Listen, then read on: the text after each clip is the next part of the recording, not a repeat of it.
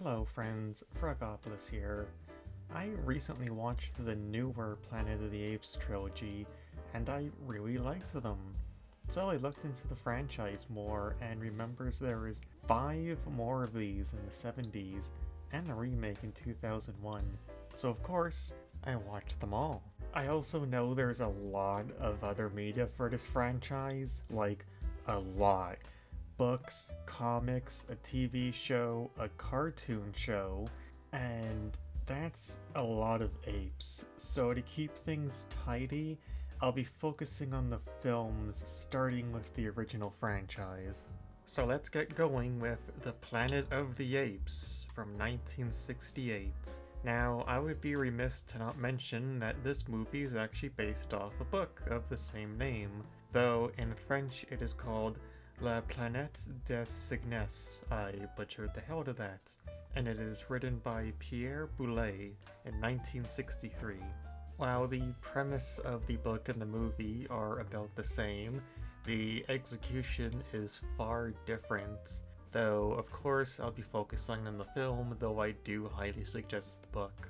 It's very interesting. Now, I know this one can be summarized in one spectacular musical, but let's give ourselves a refresher. It has been over 50 years. Charlton Heston, Taylor, smokes a cigar and talks to himself about his crew's mission in space before going into hibernation. He puts the cigar inside the suit for later. Can't let that go to waste. Of course, something goes terribly wrong and they crash into the ocean on a mysterious planet, losing one of their crewmates in the process. They don't have much time to mourn her as the ship is filling up with water, so they have to make a quick exit, and now they are lost and deserted. They check their thingamabobber and it tells them they're 2,000 years in the future because of time dilation, and I am not smart enough to explain the science behind that. Now, his crewmates, Landon and Dodge, are pretty devastated by this. It's been 2,000 years, and everything and everyone they know is gone, and they're trapped in the unknown. But not Taylor.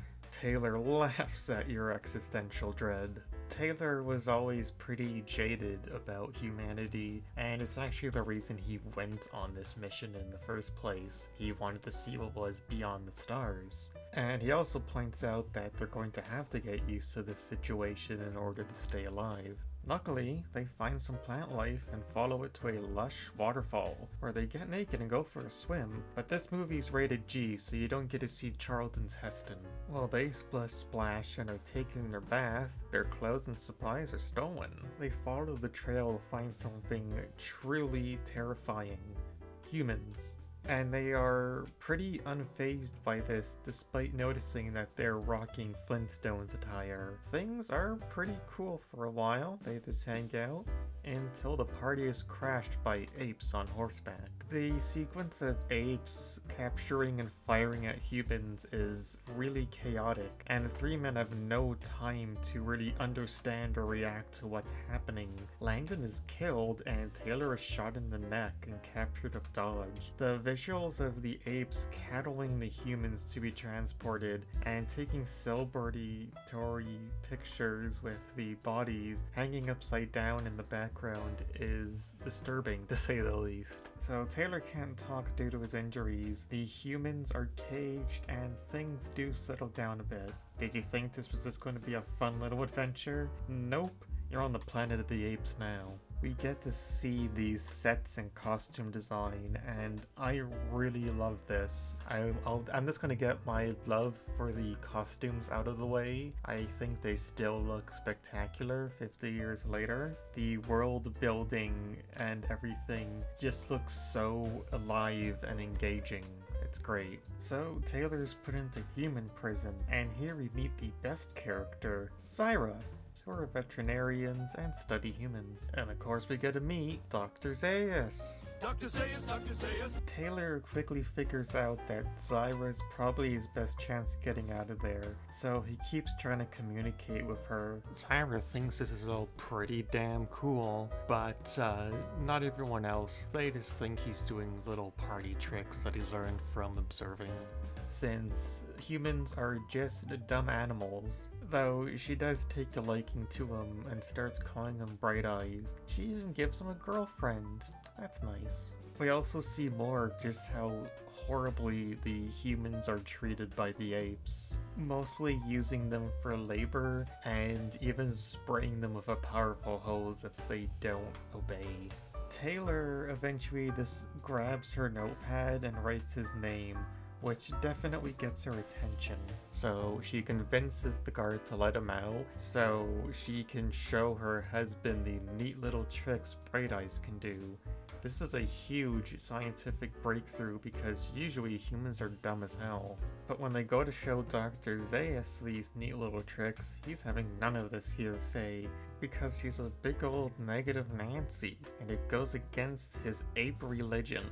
Yes, there's ape religion in this movie, and it's very important. There are multiple scenes throughout this film where they take a serious look at theology and how a government can use it to try to hide the population from the truth. Zyra and Cornelius continue to study Taylor, and eventually he heals enough to talk, and the first time he talks, of course, we get the line.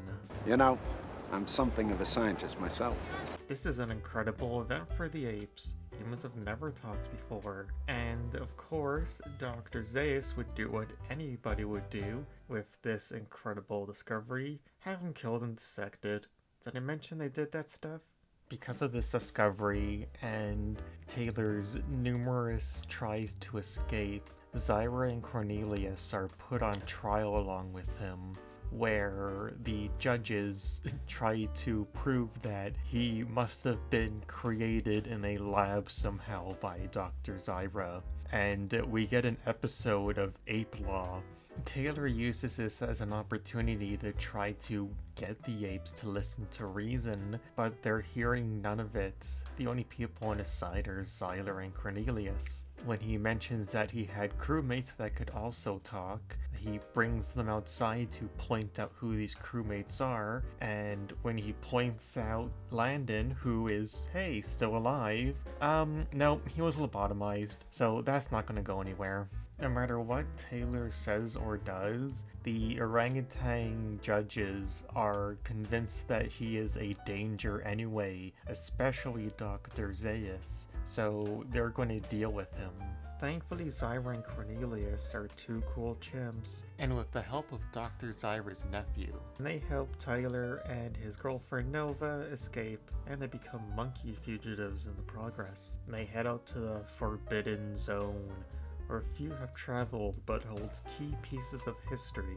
Cornelius leads them to a cave that has a bunch of old artifacts that shows proof of human intelligence far before ape history.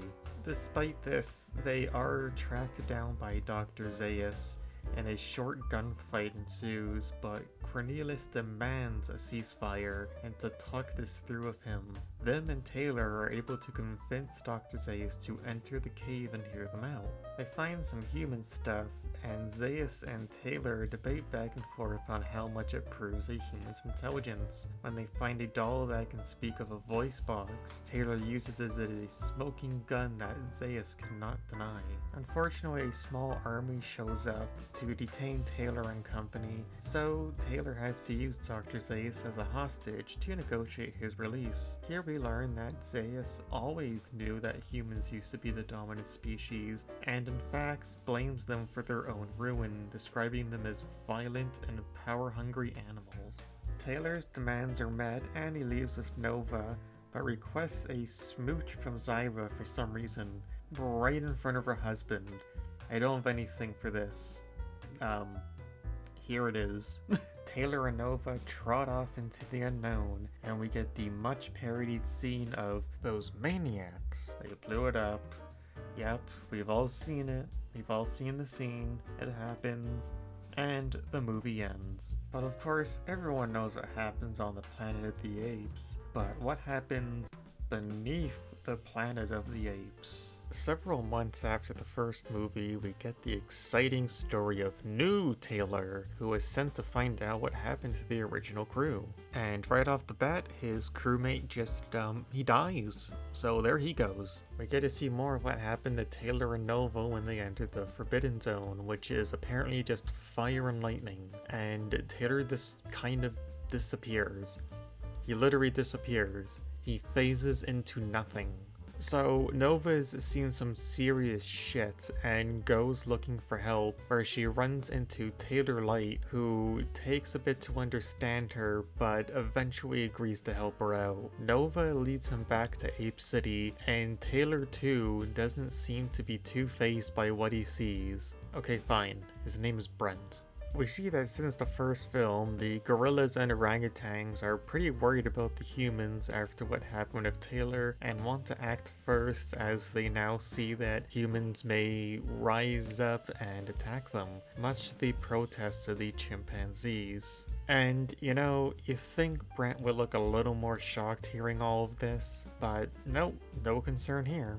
So, Brent and Nova sneak their way to the amazing and lovely Zyra and Cornelius, and damn it, they were just having a fun, relaxing time. They thought they were done of talking humans, and here they go again. Can't you just live in ape bliss? Here we learn more about what's been going on with Zyra and Cornelius, and they inform Brent that he has to fit in with the others, so those clothes gotta go. Brent isn't staying long because he needs to find out what happened to Taylor, and Zyra and Cornelius are happy as ever to help him out, and start getting him set up and even get him 2 horses for him and Nova. Did I mention how great Zyra and Cornelius are? Oh, I'm sure I did. Brent and Nova have to hide when they start and someone knocks at the door and Dr. Zaius comes in. Dr. Zaius is there to try to convince Zyra and Cornelius to put their interests aside for the best of all the apes, as he truly believes there is something sinister in the Forbidden Zone. After Dr. Zaius leaves, Nova and Brent skedaddle on out of there to start their big adventure into the Forbidden Zone. They start making their journey without Zyra and Cornelius, who are wisely taking a step back for this one. They've had enough of this stuff. But then, gorillas, and they get captured. While on their way to captivity, they see the gorillas getting ready for battle, and is that one doing a handstand?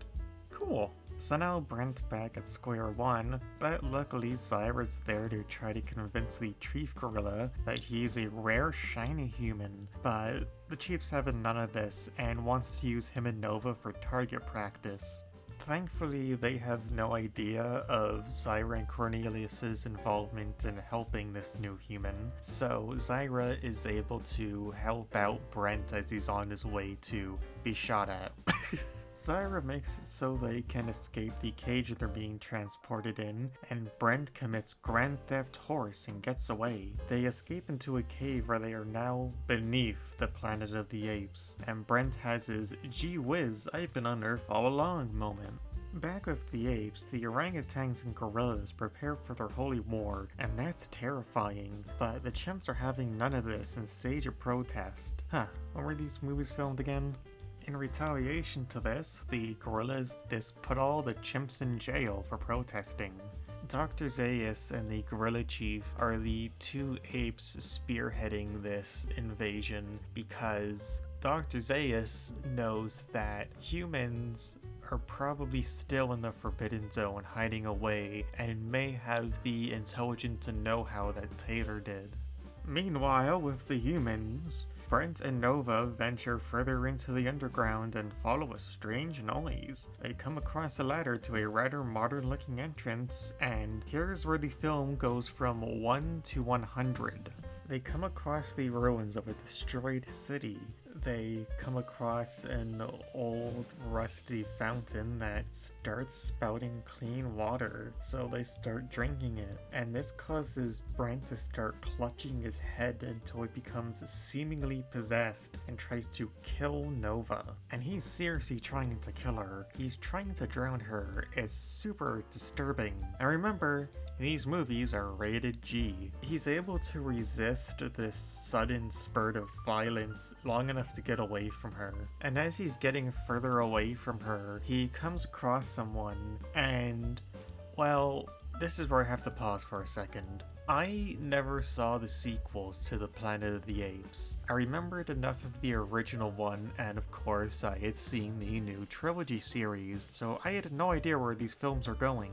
And I did not expect to have telepathic humans on my bingo card. Oh, and they worship a nuke. They're very curious but wary of Brent and start to question and even torment him until they eventually start dumbing themselves down and this starts speaking like normies so he can understand them. And Brent tells them that the apes are coming to wage war on them. Yeah, these future people are real dickheads. Anyway, the ape army starts marching into the Forbidden Zone and are attacked by the same fire and lightning from the beginning, but Zeus, being the badass that he is, just stares death in the face and proves it's an illusion. Back with the humans, Brent and Nova have been allowed to stay with them for now, and we start seeing how these weird future humans live. We get this absolutely bonkers sermon where they start worshipping and praying to the atomic bomb with a gospel and chorus included, and we find out that these humans are highly irradiated and wear latex masks. But I do have to say, they look pretty snazzy. So Brent and Nova know too much now, and they're imprisoned, and it looks like there's another prisoner too. It's Taylor! So when Taylor vanished into nothingness, I guess he got transported to where these people live, and they took him prisoner. Taylor has been having none of their nuke worshipping shit, so he is their enemy, and they don't kill their enemies, but they do get their enemies to kill each other, because that makes sense. They use their mind powers to get Brent and Taylor to fight each other, and when they don't kill each other off, one of the guys throws like a metal club in there to try to see if it'll get one of them to kill the other quicker. Thankfully, Nova hears Taylor's voice and goes running to him, and she even says her first word. Aw, this distracts the guy long enough that they can get the upper hand and kill the dude. So now all they have to do is escape, but of course the apes are here and have already started their bloody battle against the humans, and because we can't have nice things, Nova gets shot. All hell breaks loose from here, and it's just a full-on fight to the death. And the nuke falls when the apes try to take it down and take it away, so that's not helping anything. Taylor gets shot, Brent gets super shot, he's just dead, and Dr. Zeus just gets caught up in his own anger and refuses to help Taylor as he starts dying on the floor. So Taylor, either by accident or what's real, totally on purpose, launches the nuke. Did you have a nuke being set off and destroying the planet on your bingo card? Did I mention there was a bingo card? Well, there isn't, so don't worry about it. And that wild ending, with a brief little monologue at the end, is it. Until escape from the planet of the apes. We start this one of humans, and clothes of all things.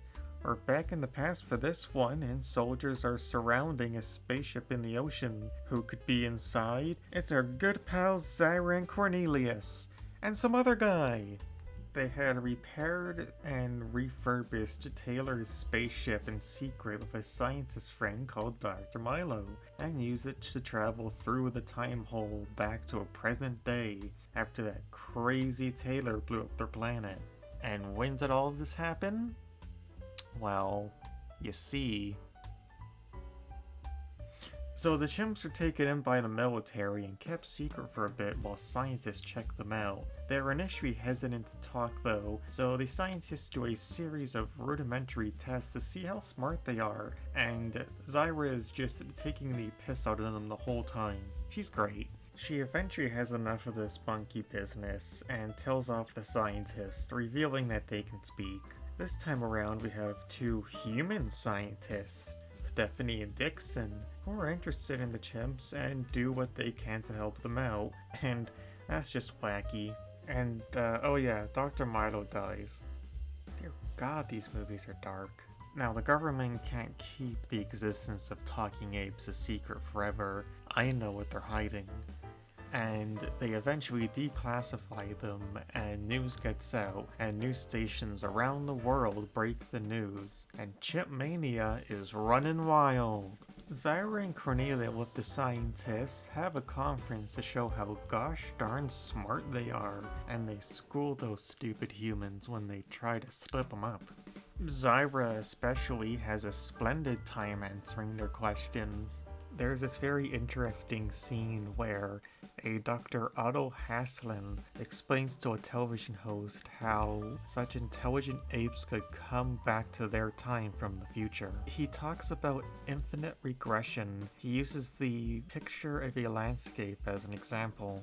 The painter paints the landscape but notices something is missing, and he concludes that it is him painting the painting of a landscape that is missing. So he paints a picture of him painting the picture, but he still feels something is missing, and that is the artist painting a picture of him painting the picture of the landscape. And this eventually goes on infinitely. Now, I am not smart enough to explain any of this, but I just thought it sounded cool, you know? Rather expectedly, Zyra and Cornelius become media darlings, and there's an adorable montage where they learn more about human society. They visit places, they have a house party. What are these two people doing? Was this a thing in the 70s? And they even get snazzy new outfits. This is also where you find out that Zyra is pregnant. Cornelius Lou Sly Ape you. This is all great, but not everyone likes our simian friends, and the same Dr. Otto from earlier, who works for the White House, sees them as a threat. He has reason to believe that a future where apes take over is sooner than we think, and he takes it upon himself to prevent that. Up until now, Dr. Otto has just been observing, and while he was observing, he heard during their conference that Zyra almost admitted that they used to dissect humans before correcting herself. Dr. Otto gets the idea to have a private chat with her after she faints in public, and he graciously helps her back to her house to rest. Of course, this is also when he finds out along with us that Zyra is pregnant. When offering help to Zyra, Dr. Otto asks if she wants anything, and she says she wants some grape juice plus, which is wine. And Zyra is a sassy drunk and says more than she probably should to Dr. Otto, while he secretly records the whole thing. He then uses this recording to convince the president that the apes are a threat. He brings them in for interrogation, and Zyra is honest that the Earth was destroyed in the future, but not by fault of their own. It was those damn gorillas. I am sorry for any gorilla slander that comes up in this review. Dr. Otto asks how the apes came into power, and feeling the pressure, Cornelius talks about their prehistory. A plague had killed off the cats and dogs, and yes, this is the worst timeline. So humans started using primitive apes as pets. Then they realized they can train them to do all sorts of things, and started using them for slave labor, because of course they did. But of course, as the apes became more adept and more advanced, they grew smarter and eventually rebelled. As much as I like Zyra and Cornelius, it is interesting to see the two be met with the reality of what the apes did in the future. While Dr. Otto doesn't know the extent of it, he is right to fear it. But the future he fears does not exist yet, and should not be thought of as a guarantee. even though he knows it's not set in stone. Unfortunately, he takes the worst solution to this, which is to simply get rid of them to prevent it from happening at all. Dr. Otto even goes as far as to drug Zyra to get more info out of her. The chimps are imprisoned shortly after this ordeal, but are able to escape when they tackle an orderly. Unfortunately, this accidentally kills the orderly, and now they're in even more trouble than they were before. Thankfully, they're able to get help from the scientists from earlier when they run into Stephanie. And wait, this all seems very familiar. Huh. So they're fugitives. Again. And they meet up with Dixon, who knows a guy who can help them lay low for a while. And they go to a circus where they meet the best human, Armando. Armando owns a circus, which you know is fictional because they treat their animals well. He's glad to help our simian friends, and Zyra gives birth soon after arriving there. This is very sweet, but man, that baby chimp must be so confused right now. Of course, they can't stay forever, and have to find somewhere else to hide out before they can make their next move. They are directed to an abandoned shipyard and stay there instead. All this time, Dr. Otto and other government officials have been searching everywhere to track them down. And Dr. Otto eventually finds this shipyard. And, well, a shootout takes place, and, so yeah, this is just really depressing. I guess we just can't have nice things in this series. Though, at the movie's end, we find out that Zyra had given her baby to another chimp, and it says its first words. And of that, we lead into Conquest of the Planet of the Apes. In the terrifying distant future of 1991, apes are made to do labor for the humans because someone didn't get the memo from the previous film. Our baby chimp is all grown up and now has been living with best human Armando. His name is Caesar. Caesar? Yeah. He's been kept safe but is now seeing how bad things have gotten while receiving exposition. Being the last of his kind, he knows he has to hide away his intelligence. Caesar is understandably very upset by what he sees, and we also see that humans are upset that they are losing their work to ape slave labor. When he sees a chimp being mistreated by the cops, he rightfully loses his temper and calls them lousy human bastards. This catches their attention, and Armando has to cover for him, saying that it is him who called them lousy human bastards, as he sympathizes with the apes, and they decide to take him into custody anyway to question him. This film takes place in a totalitarian police state in North America, which lets you know this is a work of fiction because we all know our geese would have taken over instead of humans. We now see that humans are using the apes as slavery and treating them as poorly as the apes treated the humans in their future because history seems to be doomed to repeat itself. Now alone, Caesar needs to blend in and has to join the other apes. We get a further look into how the apes are treated, and it's predictably terrible. I mean, look at this guy, he has a fucking flamethrower. When Armando is being interrogated, we meet our antagonist, Governor Breck, who talks about how apes are getting more aggressive and out of hand. But somebody else named McDonald's, this movie's cool human, points out that these are minimal and that they are being provoked into this. Armando continues to deny knowing any existence of a talking chimp, as it was killed years ago. Things ramp up though when they bring out this weird torture device to get the truth out of him. This is so stressful that Armando jumps out a window to get away from it. Rest in peace, Armando. You were too good for this world. Meanwhile, Cesaro is using his ape smarts to get the apes organized in a handy montage that involves a lot of nodding. He even gets closer to the governor by chance after showing off his skills and his soul to him. Our genius governor has no clue that this particularly smart ape is the talking ape that he's looking for. Caesar also becomes aware of Armando's death, which is incredibly sad and deals a heavy blow to Caesar's empathy towards humans. During this time, we also get to see more of MacDonald's empathy towards the apes, as he hates the system that he is forced to live within. Unfortunately for Caesar, Breck starts to clue in that this is not a normal chimpanzee, and decides to torture our poor Caesar to get him to speak in a rather tense scene. Thankfully, our new best human, MacDonald, is having none of this shit and stops him from being electrocuted. MacDonald is damned if he helps Caesar and damned if he doesn't, so he's just kind of hoping he's doing the right thing by letting him live.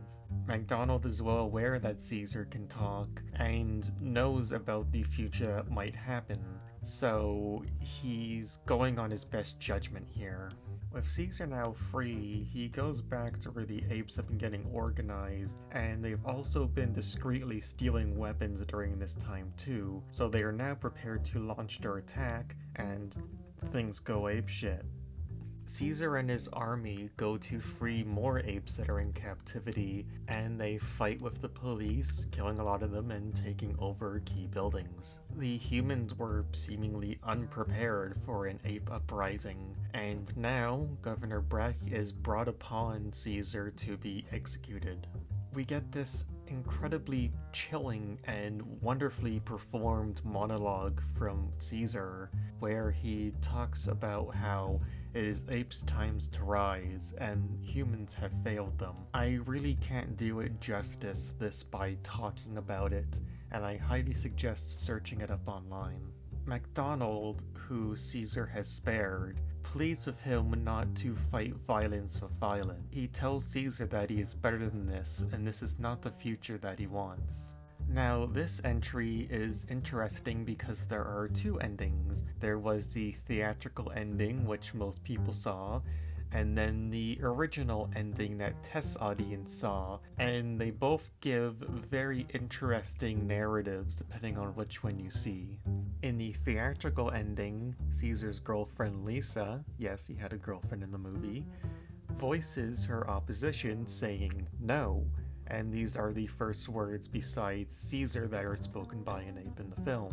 And he also listens to reason from MacDonald, and instead of ordering the guerrillas to kill Governor Brent, he orders them to lay down their weapons and let him live, as he is now going to become a benevolent ruler and bring in the birth of the planet of the apes. In the original ending shown to test audiences, we get a much more brutal and violent ending, and Caesar not listening to either of them as he orders the monkeys to kill Governor Brent. And it's incredibly terrifying and very powerful.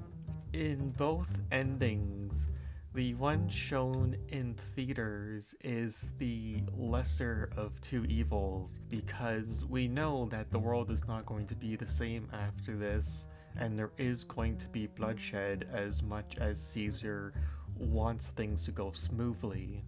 As much as I love the apes and find Caesar to be a fascinating character, there's still the reality of what's to come. And we see what's to come in the fifth and final entry for this portion of the franchise, Battle for the Planet of the Apes. Battle for the Planet of the Apes starts with a character called the Lawgiver, who tells a story of what happened in the 21st century following the events of the previous film. We hear about the catastrophic horror that happened with the rise of the apes that seemed to have started a nuclear war, killing most humans and apes. Apes, much like in the first three films, can now walk, talk, and interact with humans. The surviving humans we see seemingly live in harmony with the apes, which is nice, though you can tell there are tensions between some apes and some humans, which is pretty expected. We see Caesar again with his wife and his now son Cornelius Caesar, named after his late father. We're also introduced to Bruce McDonald, who is Malcolm McDonald's brother, and I guess Malcolm McDonald died, so that sucks. We see these brief tensions between humans and apes when a gorilla hands in his homework and his human teacher tells him that he made a mistake. When the gorilla gets upset, the teacher says, "No, Aldo, no!" And that's a big no-no. He's rather politely told off by Virgil for this. Virgil is a new character, and he is the smartest ape in the world. Much like we've seen before, there always has to be that one guy who doesn't like the fact that apes and humans are just trying to live in harmony and starts to screw everything up. This time it's a gorilla named Aldo, and he's no Dr. Zaius, but he'll do.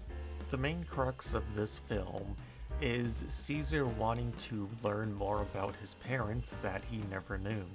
And in order to learn more about his parents, he's going to have to travel to the Forbidden City, where there is a video archive of when they traveled back to the past. To defend themselves, they get some weapons from the weapon armory that is manned by an orangutan called Mandamus. And I like this guy, he's probably my favorite new character. There's just something about him where I'm like, hey, it's Mandamus whenever he's on the screen. So after getting set up, Caesar, McDonald, not our McDonald, but new McDonald, and his advisor Virgil head off to the Forbidden City to find this archive of his parents. Now, one reason they had to bring weapons with them is because there is a chance that there may still be humans there that won't be as nice to them as the humans that are living with them. Though the humans that have been living in the Forbidden City have had a tentative peace treaty with the apes for a while now. The first mistake our trio makes when entering the Forbidden City is not bringing Radaway because it is highly radiated due to the nuclear war that happened.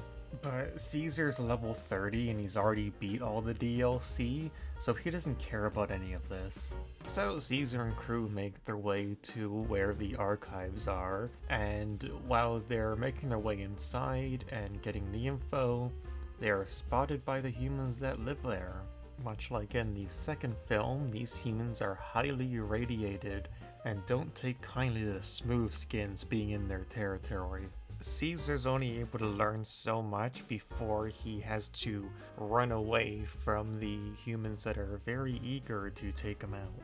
Because him and his trio came with guns for their own protection, the irradiated humans see it as a threat and take this as a sign that the apes are going to march in and finish them off.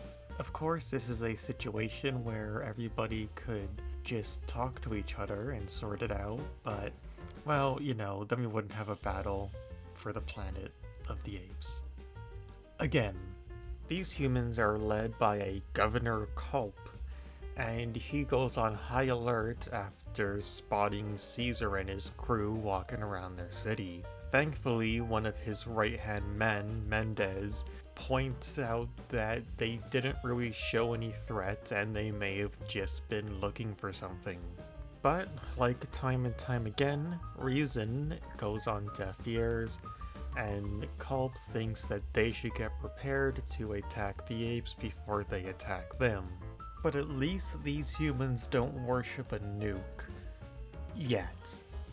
Caesar and company get back and tell the humans and apes about what they found, but Aldo is having none of this humans and council business and goes off in a huff of his other friends. Aldo, who is not too happy about the fact that they still have to live in harmony with those damn humans. I am sorry for any human slander in this video, and is plotting to overtake Caesar.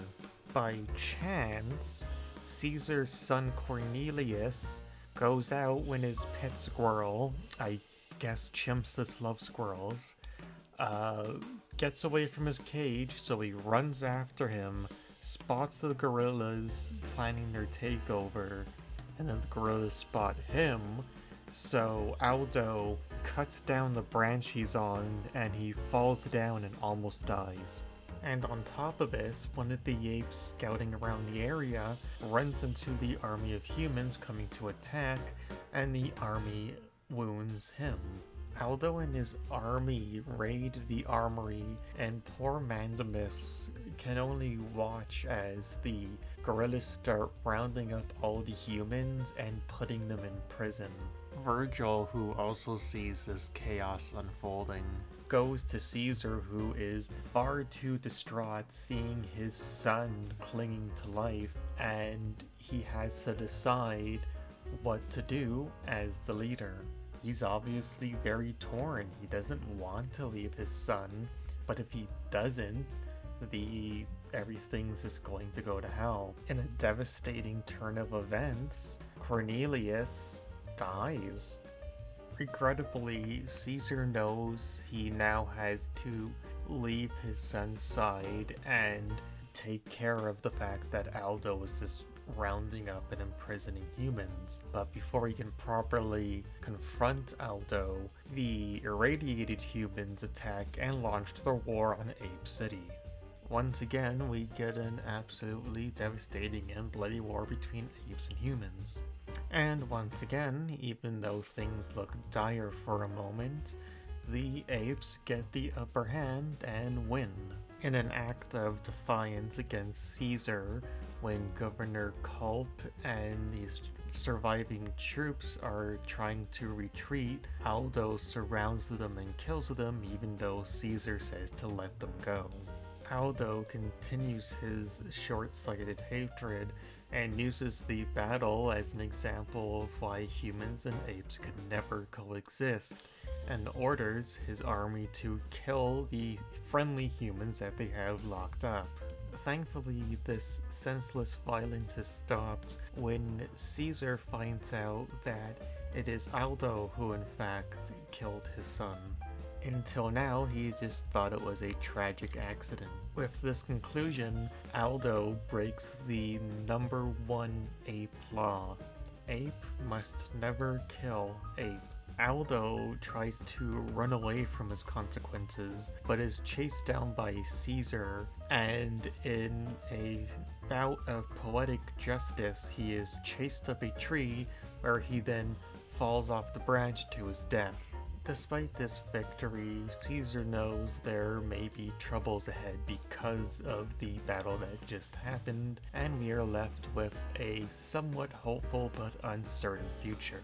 But it looks like things worked out in the end, because remember, we are being told this story by the lawgiver 600 or so years after these events. When I started watching the original movies, I didn't know they're going to be so dark. The end to this franchise is pretty bleak.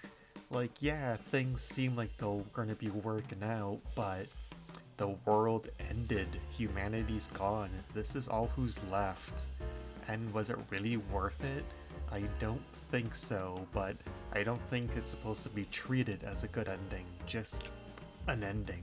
And as sad as it is, I found this ending to be quite effective, and somewhat of a warning of how man's greed and lust for power can lead to this. Society basically resetting itself. While not perfect, I think this is a great franchise, and I enjoyed all 5 movies. I love the characters, I love the acting, the sets and costumes were fantastic, and I was pleasantly surprised that it didn't really dip in quality as the movies went on. It would be nice to see more of what happened between, let's say, 2 and 3 and how they got there, and 4 and 5 and how it got that way, but I'm sure that's probably covered in the books or comics or the 2 shows that this series has. While I'm not really doing a straight up review, yes, I would highly recommend all 5 of these movies. I guess if I were to have to rank them, I would go 1, 3, for 2 and 5, and yeah, check them out.